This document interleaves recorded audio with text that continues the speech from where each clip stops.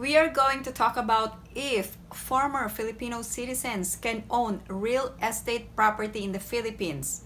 If so, what are the limitations and the current rules? Generally speaking, foreign nationals are prohibited from owning real property in the Philippines.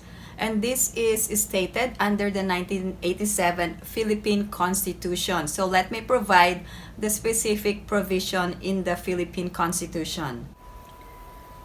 The primary law governing ownership of land by foreign nationals is under 1987 Philippine Constitution, Article 12. Section 7 of the 1987 Philippine Constitution, save in cases of hereditary succession, no private lands shall be transferred or conveyed except to individuals, corporations, or associations qualified to acquire or hold lands of the public domain. This provision is applicable to former Filipino citizens. A natural-born citizen of the Philippines who has lost his Philippine citizenship may be a transferee of private lands subject to limitations provided by law.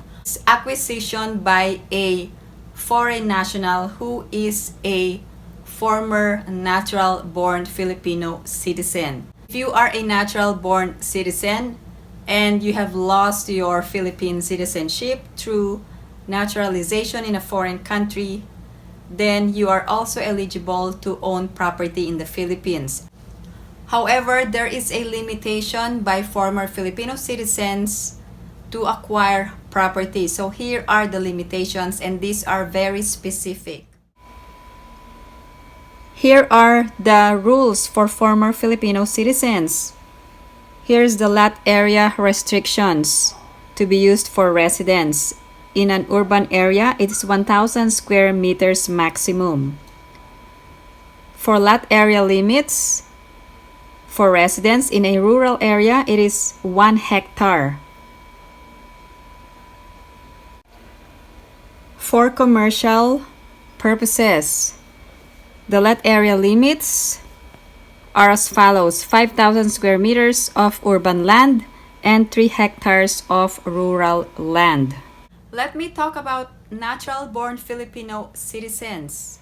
Who are natural-born Filipinos? Again, the Philippine Constitution defines a natural-born Filipino who is a citizen of the Philippines from birth without having to perform any act to acquire or perfect their Philippine citizenship. Here are the list of natural-born Filipinos. A citizen of the Philippines at the time of the adoption of the 1987 Constitution.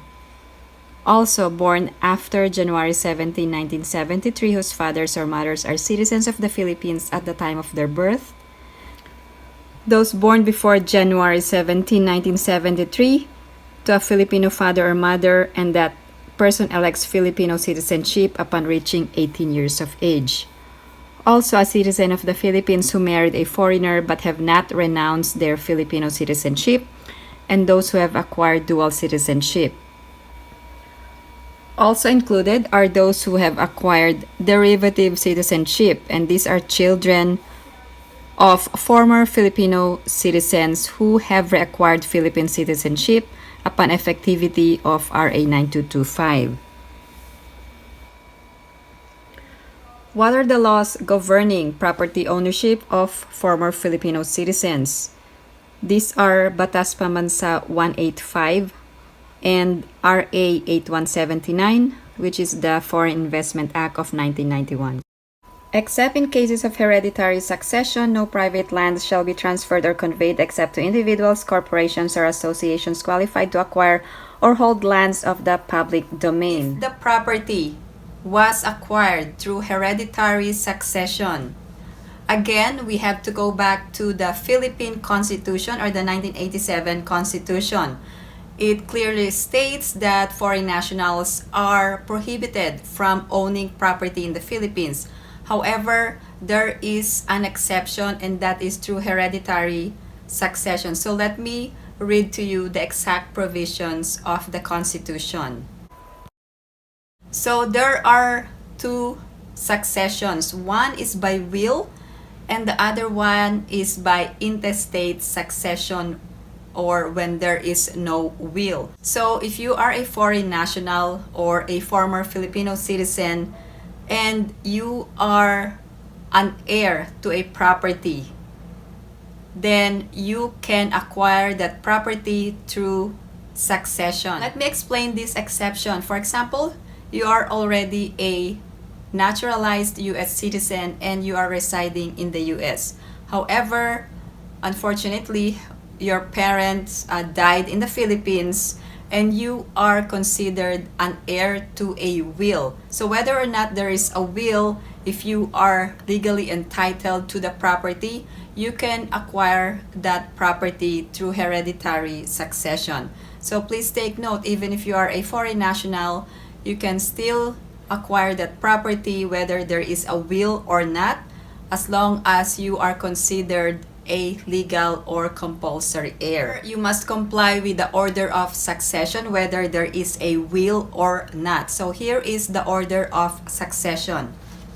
First, legitimate children or descendants of the deceased. And then the next one would be legitimate parents or ascendants. And then the illegitimate children or descendants, and then the surviving spouse, and then siblings and other collateral relatives within the fifth degree, and finally the state or the Philippines. For example, if you are a foreign national and you were included in a will by a person who is not related to you, then that is not covered by the exception. Purchase of a condominium unit. So what does it mean? There is actually a Philippine law, which is the Condominium Act of the Philippines, or Republic Act number 4726, where foreign citizens are allowed to buy condominium units in any condominium project as long as the foreign ownership of the project does not exceed 40%. For example, in a condominium project, there are, let's say, 50 units. So 40% of the 50 units can be acquired by foreigners, and 60% can be acquired by Filipino nationals. In the Philippines, there are a lot of condominium units being sold. So if you are a foreign national, you can own a condominium unit. However, the land cannot be transferred to you. So you're only owning a unit of a condominium project. If you have any other questions or comments, please post them down below and I will get back to you as soon as I can. Again, thank you guys for supporting my channel, and if you haven't liked this video, please give it a big thumbs up, and if you haven't subscribed to my channel, please subscribe and hit that notification bell. I always welcome new subscribers.